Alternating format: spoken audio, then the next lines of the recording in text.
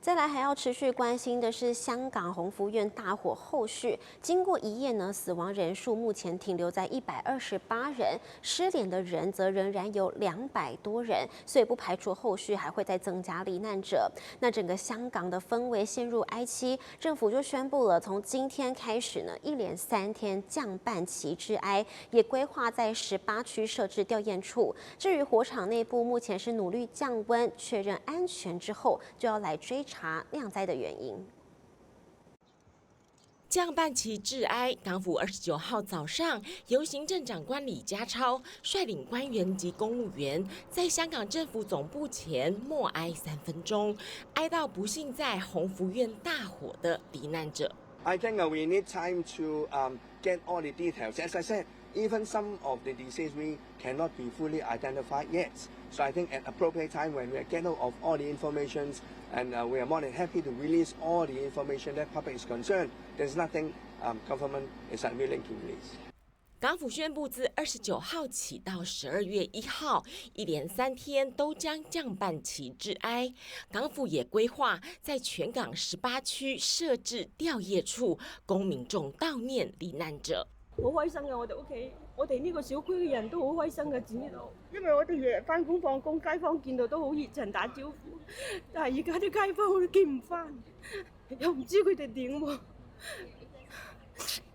香港当局指出，由于火场部分位置的温度仍超过摄氏200度，因此消防队当前的主要任务是尽快为火场降温。待确认安全后，再安排香港屋宇署檢查，並由執法部門進場搜證。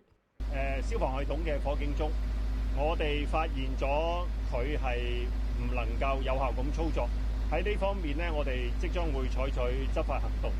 當局積極追查釀災原因，根據初步調查，宏福苑因外牆施工，包商將8棟大廈的每扇窗都噴滿易燃的封窗泡棉，才會在綠色防護網從低樓層起火後，迅速遭火海波及。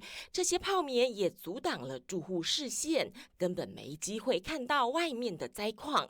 再加上警鈴沒響，成為許多住戶不知道要緊急逃生的原因。我必須要強調，如果用直升機喺呢個火警裏邊掟水彈，如果喺個樓宇嘅上空投擲水彈，啲水係唔會係不會係會落入個火場裏邊，只會淋咗去一個大廈嘅外圍。回應公眾質疑，消防處表示，決定不出動直升機從空中灑水，是因為直升機會產生強烈氣流，反而會加速火勢蔓延。港府指出，每完成一棟大廈的搜證，就會開放居民返家查看。專案小組已準備進場搜證，預計在3到4週內完成調查。執法單位也再逮捕了工程顧問公司的董事等8人，並搜集資料，將對相關設備的承包商追究法律責任。大愛新聞，吳桂珍編譯。